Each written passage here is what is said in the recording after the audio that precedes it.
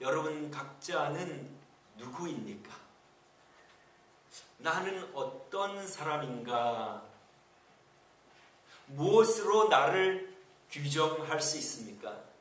우리 하나님께서 거기에 대한 대답을 해주셨어요. 사람들은 외모를 보거니와 나 여호와는 중심을 보느니라. 즉 하나님은 우리 속마음, 우리 중심이 우리라고 규정을 하신 것입니다. 사무엘 선지자가 초대 이스라엘 왕 사울이 하나님께 버림을 받게 되자 하나님께서 사무엘에게 이새의 집에 가서 그 아들 중에 왕을 택해라. 내가 이미 사울 왕은 버렸다. 그래서 그 사무엘 선지자가 그 이새의 집에 갔을 때에 장남이 딱 나오는데 아주 미남이고 키도 크고, 그래서 마음속으로 생각하기를 과연 하나님께서 나를 이 이새의 집에 보내어 한 아들을 왕으로 삼게 하신 그 까닭이 있구나 하면서 그 장남 엘리압에게 이제 기름을 부으려고 했을 때에 하신 말씀이 바로 그 말씀입니다. 사람들은 외모를 보거니와 나 여호와는 중심을 보느니라. 그러니까 사람들이 나를 어떤 사람이라고 생각할까 하는 것은 우리의 겉에 드러나는 것들을 보고 판단하고 내가 어떤 사람인가를 생각한다는 말씀입니다. 요즘 한국도 그렇고 아마 전 세계가 그렇겠죠. 외모지상주의, 외모를 보고 인물을 보고 또 호감을 가지기도 하고 비호감을 가지기도 하고 그렇잖아요. 그리고 재력이나 또 뭐 배운 것이 얼마나 배웠나, 또 사회적인 신분이 어떻게 되는가, 이러한 외모. 또 중요한 것은 그 사람의 말이나 행동, 겉에 보이는 말이나 행동. 이거 제일 속기 쉽죠. 사실은 사람들이 보이는 데서 하는 말과 행동들을 통해서 저 사람은 괜찮은 사람이야, 굉장히 속기가 쉽습니다. 왜냐하면 그 말과 행동이 속마음하고는 전혀 다를 수 있기 때문에. 그래서 우리 하나님께서는 사람은 외모를 보지만 나 여호와는 중심, 그 마음 속의 중심을 보신다 말씀하십니다. 이것은 너무나 공평하십니다. 왜냐하면 우리 하나님께서는 우리 각자에게 마음의 자유를 주셨어요. 누구도 마음의 자유를 빼앗을 수 없습니다. 그 육신을 감옥에 넣을 수는 있지만, 그래서 정치적인 신념을 가지고 바른 말을 하면 북한 같은 데서는 정치범 수용소에 들어가지 않습니까? 그러니까 사람은 감금할지라도 그 정신과 마음은 빼앗을 수 없습니다. 하나님께서는 우리 각자에게 우리 마음을 마음대로 사용할 수 있는 유일한 그 자유를 공평하게 주셨습니다. 여러분들의 마음을 누가 강제할 수 있습니까? 여러분들이 싫다고 하는 거에 대해서 싫으면 싫은 거지 그것을 좋게 하게 그렇게 여러분들이 각자 결정할 수가 있잖아요. 그러니까 하나님께서는 우리 속마음을 보시고 우리를 판단하시는 것은 얼마나 공평합니까? 각자에게 자유를 주시고 제한하지를 않으십니다. 여러분, 그 마음에 자유를 주신 증거가 무엇이죠? 우리 인간을 만드신 다음에 마음의 자유를 주신 증거가 있는데, 그것은 바로 선악과를 따먹지 말라 명령하신 그 명령을 통해서 우리 인간에게는 자유를 주셨다는 것을 알 수가 있습니다. 만약에 우리 인간을 로봇처럼 프로그래밍해서 만들어 놓으면, 야 로봇, 너는 저 선악과에게는 접근할 수가 없어. 접근만 하려면 띵 띠웅 띠웅 소리가 나서 접근을 못하게 만든다면, 하나님께서는 그 아담과 하와에게 선악과를 따먹지 말라 명령하시지 않았을 거예요. 왜냐하면 자동적으로 그거는 못 따먹도록 하나님께서 그렇게 만들어 놓으셨기 때문에, 그 마음에 그렇게 심어 놓았기 때문에 그렇게 말씀하시지 않았을 것입니다. 그러나 하나님께서는 그에게 명령하셨다는 것은 따먹을 자유도 있고 따먹지 않을 자유. 너 마음의 자유를 줄 테니 그것은 너가 결정을 하라. 그러니까 우리가 아무도 내 마음과 결정에 대해서 우리가 블레임할 수가 없다는 것입니다. 다른 사람을 핑계댈 수가 없고, 왜냐하면 그 마음은 우리에게 각자가 관할하도록, 관장하도록, 마음대로 할 수 있도록. 그래서 우리 이런 말이 있지 않습니까? 마음 먹기에 달렸다. 마음은 우리 각자가 정하는 것이, 우리에게 무한 자유를 주시고 우리 마음을 하나님께서 결단코 컨트롤하지 않으십니다. 우리에게 무한 자유를 주시고, 그렇기 때문에 하나님께서는 그 마음, 우리가 그 하나님께서 주신 그 마음의 자유를 가지고 어떤 마음을 갖고 살아가는가, 그것을 보시고 우리가 누구인지를 판단하고 평가하고 마지막 심판을 하신다는 말씀입니다.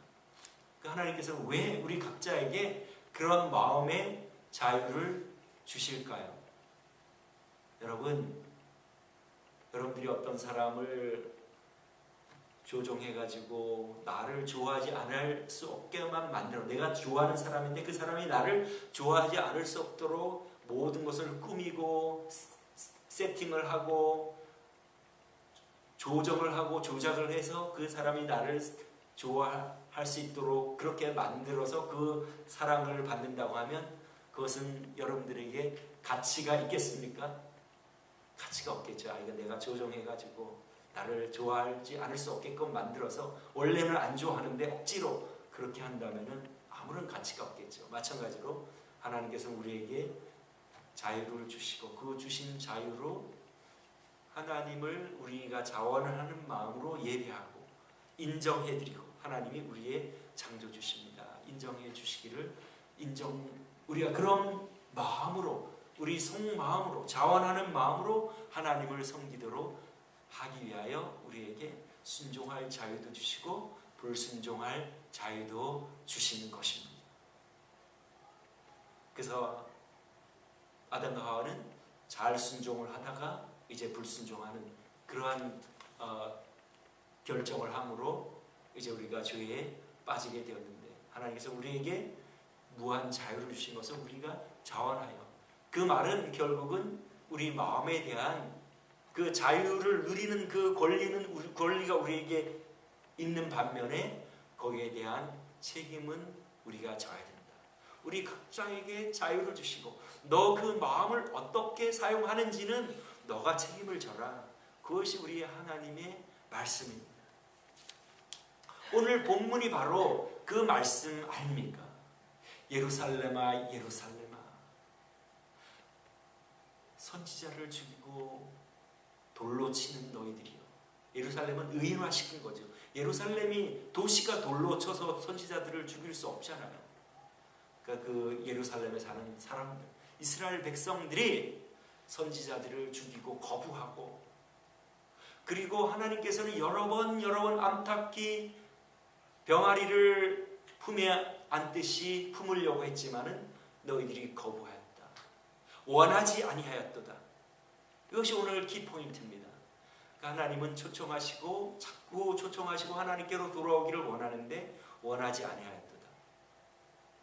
하나님은 그 사람들을 강제로 하나님을 믿도록 하실 수 있겠습니까? 없겠습니까? 아니, 하시려고 하시면, 그렇죠? 하시려고 하시면 하실 수 있지만은 말씀하신 대로 하시지 않아요. 왜냐하면 우리에게 무한 자유를 주시고 우리가 자원하여 초청에 응할 때에 그때 그것이 하나님께 받을 만한 것이 되고 존귀한 것이 되기 때문에 하나님께서는 이렇게 여러 번 기회를 주십니다. 암탉이 병아리를 품듯이, 즉 날개를 펴고 내 안으로 들어와라, 내가 너희를 보호해 주겠다. 여러 번 그렇게 하셨다는 말씀입니다. 하나님은 한 번 기회를 주시고 그거 안 한다고 해서 우리에게 심판을 내리시고 지옥으로 떨어뜨리는 분이 아니십니다.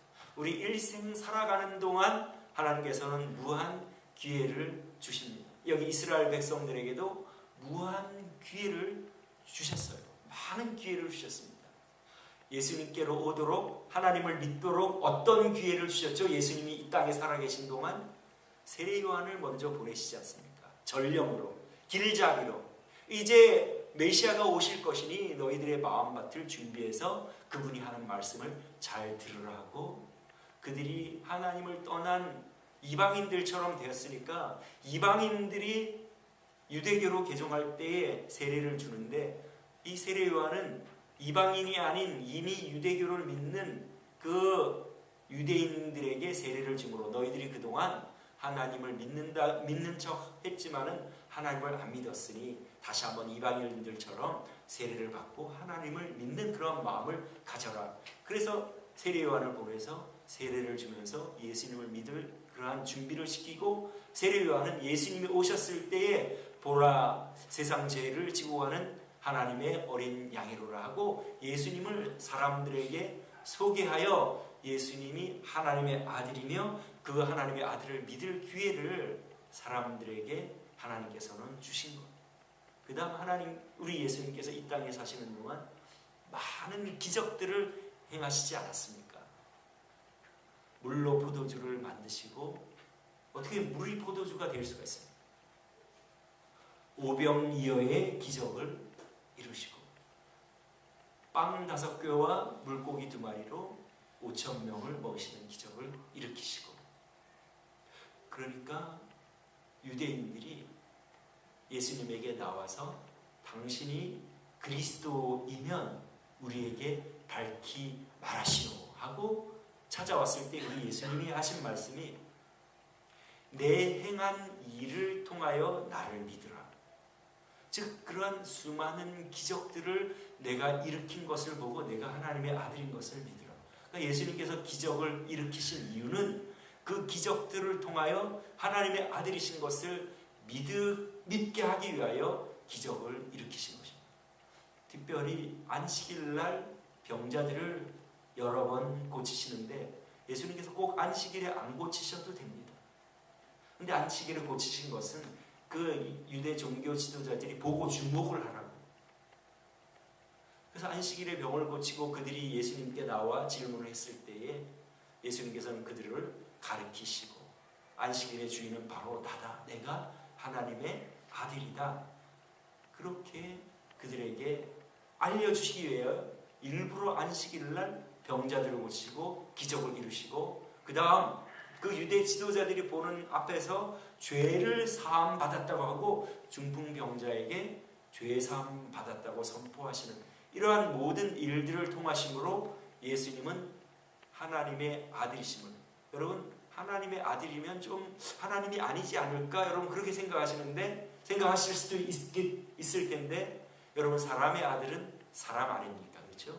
사람이 아들을 낳으면 사람이죠. 사람 종류잖아요. 하나님의 아들, 하나님 아버지도 하나님이고 하나님 아들도 하나님. 그러니까 우리가 예수님을 하나님이라고 부르는 것은 전혀 이상한 일이 아닙니다. 하나님은 하나님 아버지와 하나님 아들과 하나님의 성령으로 삼위로 존재하시기 때문에 그 세 분이 아버지 하나님, 아들 하나님, 성령 하나님. 그래서 하나님은 하나님의 아들도 하나님이고 하나님 아버지도 하나님이고 하나님 성령님도 하나님. 그래서 우리가 하나님이라고 부르고, 이 하나님을 믿을 기회를 이 유대 백성들에게 그렇게 여러 번 준 것입니다. 그래서 우리 예수님께서 오늘도 이렇게 말씀하시지 않습니까? 암탉이 병아리를 모으려 했듯이 내가 얼마나 여러 번 너희들에게 그렇게 초청을 했느냐. 그리고 직접적으로도 이렇게 말씀하지 않았습니까? 수고하고 무거운 짐진 자들아 다 내게로 오라. 내가 너희를 편히 쉬게 하리라. 계속해서 초청을 하셨지만은 그들은 결국 거부를 하고 오지 않자 너희들이 이제 황폐해지리라. 너희들은 버림을 받을 것이다.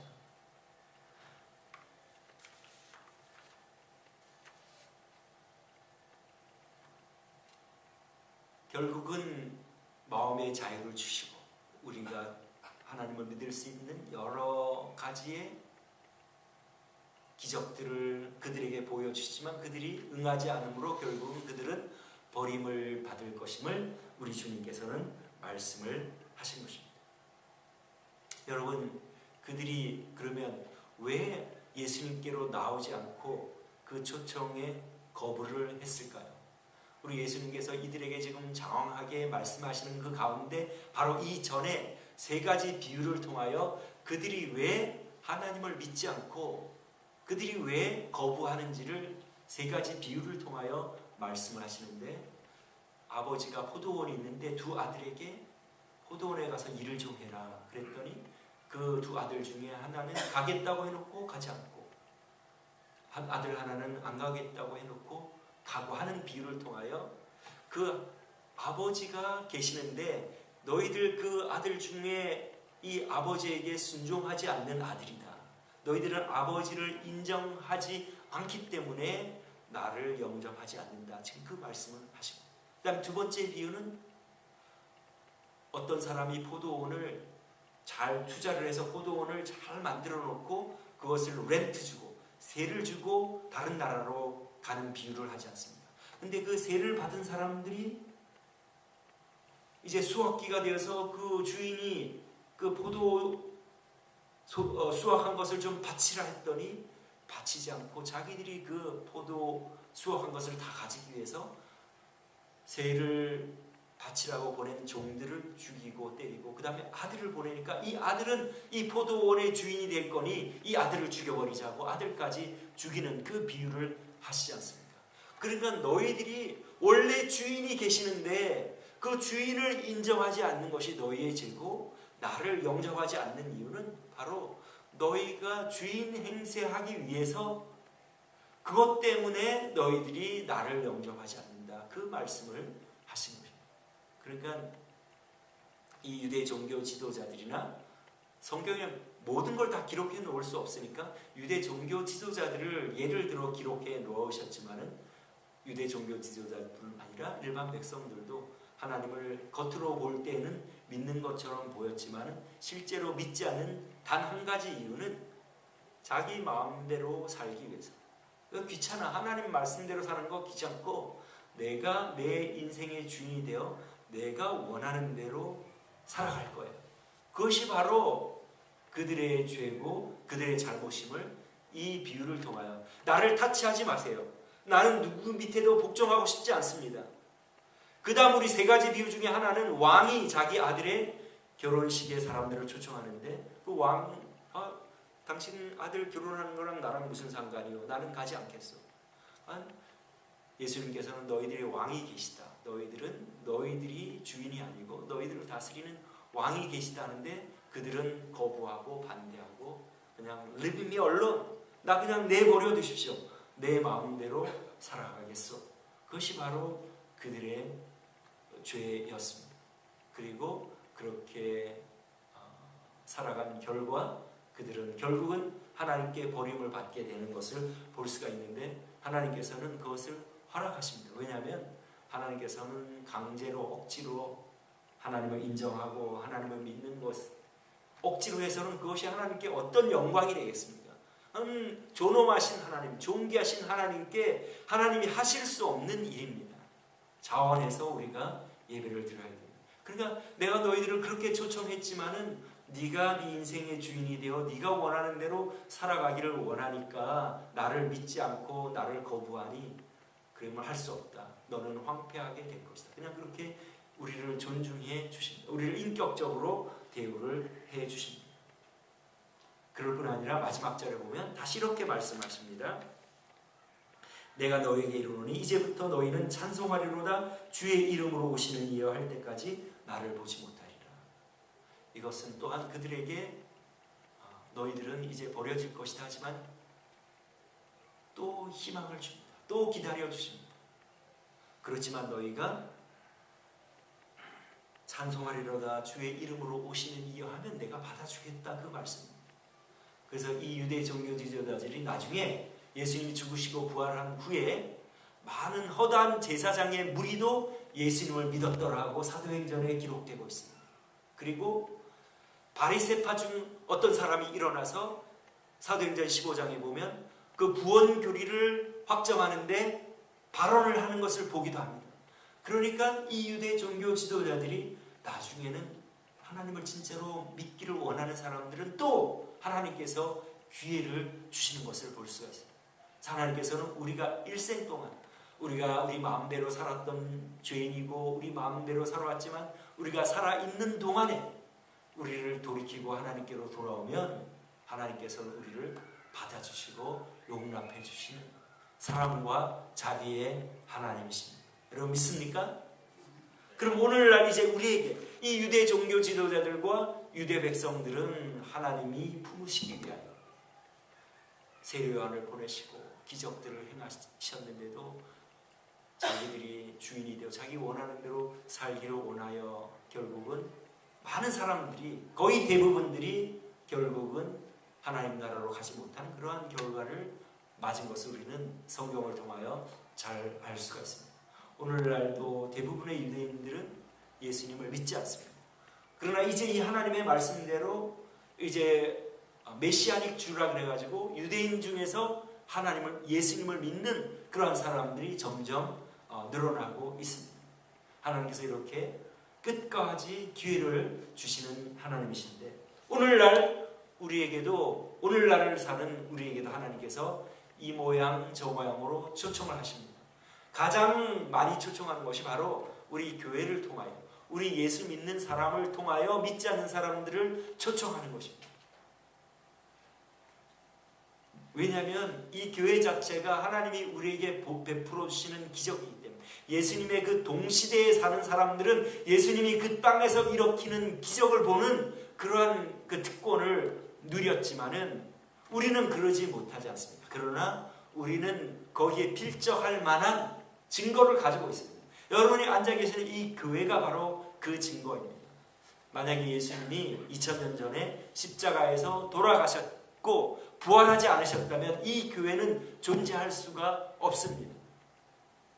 예수님의 부활을 목격한 제자들, 처음에 예수님이 잡히실 때에는 걸음아 날 살려라 하고 도망을 가고 자기의 목숨을 부지하기를 위하여 선생을 배반하고 베드로 같은 사람은 3번씩이나 예수님을 부인하지 않습니다. 자기 목숨을 건지기 위해서. 그런데 그 사람들이 180도 완전히 태도가 변해서 죽이려면 죽여라 하고 그 유대 종교 지도자들에게 대들지 않아요. 우리 사도행전을 읽어보면 너희 말을 듣는 것과 하나님의 말을 듣는 것 이 둘 중에 누구의 말을 우리가 들어야 되겠냐. 너희들이 우리를 감옥에 보내도 우리는 그 말을 보고 들은 것을 전하지 않을 수 없다. 그래서 예수님이 만약에 부활하지 않았으면 제자들은 모두 도망갔고 거기서 기독교는 끝나고 이 교회는 존재할 아무런 이유가 없습니다. 그러나 이 교회가 존재한다는 것은 바로 부활하신 예수님을 보고 영생이 있음을 알고 하늘나라로 올라가시는 예수님을 목격하고 죽음이 끝이 아니구나 하고 자기의 목숨을 버려서 그들의 목숨을 버려서 그 사람들의 증언을 듣고 예수님을 믿기로 한 사람들이 모여가지고 교회가 구성이 되지 않았습니다. 그 구성된 교회가 2000년 지금까지 전 세계에 걸쳐서 이렇게 보여지고 있고 우리들을 통하여 그 하나님을 지금 전하여 사람들을 하나님께서는 초청을 하십니다. 그뿐 아니라 오늘 우리 첫 찬송 저 높고 푸른 하늘 만물을 통하여 이 태양을 통하여 별들을 통하여 우주 만물을 통하여 하나님께서는 사람들을 부르십니다. 이창래 이사님 늘 간증할 때에 저 태양에 누가 에너지도 주지도 않는데 어떻게 저렇게 항상 저렇게 상존하면서 햇빛을 저 에너지를 저렇게 누가 주느냐. 하나님이 주시지 않으면 저게 어떻게 저렇게 돼 있겠냐. 또 우리 과학적으로도 지구와 태양과의 거리가 저렇게 하나님께서 딱 맞게 만들어 놓으셔서 조금만 더 가깝거나 멀면 덥고 추워서 살 수가 없을 텐데 우리 하나님께서 그렇게 만들어 놓으시고 또 지구의 각도도 비스듬하게 해서 그렇지 않으면 우리 인간이 살 수 없는데 그렇게 만들어 놓으신 것을 볼 때 과학적 사실들을 통해서도 우리 하나님을 인정할 수밖에 없고 또 고고학의 발굴을 통하여 이집트에는 농경사회고 유목민들이 발견될 수가 없는데 유목민들의 집단 거주지가 고고학을 통하여 발견돼요. 이런 것들을 모든 과학을 통하여 또 한 번도 중간층이 없으므로 어떤 화석이 발견될 때에 어떤 그 동물의 그 중간 상태가 없는 것을 볼 때 하나님께서는 종류별로 각각 만드셨다. 이런 모든 성경의 말씀을 뒷받침해주고 우리 하나님께서는 이 모양 저 모양으로 우리가 하나님을 믿을 수 있도록 사람들을 이끄시고 또 우리 각자 개인의 사건과 사고를 통하여 개인적인 어떤 인생의 국면을 통하여 하나님께서는 이 모양 저 모양으로 부르실 때에 응답한 사람은 하나님의 보호를 받고 천국으로 인도함을 받을 것이고 그리고 끝까지 거부하고 자기 인생의 주인이 되어 나는 아무도 나를 타치할 수 없고 내 인생의 주인은 나이며 내가 원하는 가치관과 내가 생각하는 대로 내 감정을 따라 살아가겠다는 사람은 하나님을 믿을 수 없습니다. 하나님을 믿고자 하는 사람은 내가 이대로 살다가는 멸망하며 나는 죄인이며 이 유한한 이 인간이 내가 내 인생의 주인이 되어 나를 주장하고 내 마음대로 살겠다고 하는 사람들은 결단코 하나님을 믿을 수 없고 그것을 생각할 때 이 유한한 존재인 내가 나를 책임지고 살아가는 것은 너무나 어리석은 일이구나. 나를 만드신 하나님께로 돌아가는. 그런데 예수님을 통하여서만 돌아갈 수 있으므로 예수님을 통하여 죄사함 받고 하나님께 돌아가 이제 하나님께 순종하며 살리라 하는 사람들이 예수님을 믿을 수가 있습니다. 여러분 교회를 다닌다고 안심해서는 안 됩니다. 하나님께서 원하시는 참된 믿음은 무엇인가? 창조주 하나님을 무엇보다 먼저 인정하는 것입니다. 그래서 창세기 1장 1절에 태초에 하나님이 천지를 창조하신다. 내가 너희의 창조주임을 믿어라. 그 다음 성경에 기록된 것이 무엇입니까? 하나님을 불순종한 것. 하나님을 불순종하여 하나님과 떨어지면 하나님을 불순종하면 죽는다고 말씀하셨는데 불순종함으로 우리는 모두 죽는 운명에 처해 있는데 하나님께서는 우리를 사랑해서 아들을 보내주시고 우리 죄를 우리가 죽을 그 죄를 대신 담당하게 하시고 우리가 그 예수님의 대속의 공로를 통하여 다시 우리 하나님께로 돌아가 이제는 하나님이 나를 만드신 최초의 목적대로 하나님께서는 처음 우리를 만드시고 생육하고 번성하고 땅을 정복하라 명령을 하십니다. 그러니까 너희들은 나의 명령을 받고 따라야 할 존재다. 너가 주인이 되어서는 안 되고 너를 명령하는 분이 계신다. 그것이 하나님의 메시지입니다. 그러니까 하나님 우리를 만드시고 우리에게 명령하셨다고 하는 것은 우리는 순종하며 사는 것이 우리의 본분이라는 말씀입니다. 하나님의 명령은 하나님을 사랑하고 하나님과 붙어 있어야 우리가 영생을 얻으니까. 그리고 이 땅에 살아가는 동안은 너희들에게 허락하신 사람들을 미워하지 말고 대신 사랑하고 섬기라. 그 두 가지만 하면 됩니다. 무거운 짐이 아니에요.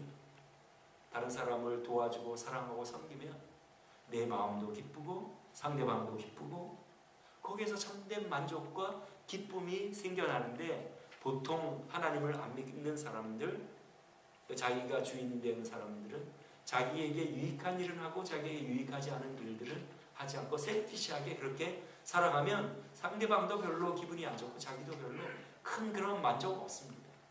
살아갈 때 좀 편리함이나 이런 것들은 있을지 모르지만 마음 깊은 곳에서 만족과 기쁨이 없는 것을 생각할 때 우리를 만드신 하나님이 우리가 어떻게 작동되는지를 아시니까 너희들은 나와 붙어있고 항상 내 말에 순종하면서 살아야 되는데 내 말은 어려운 것이 아니고 나에게 붙어있어야 되고 나를 사랑하라.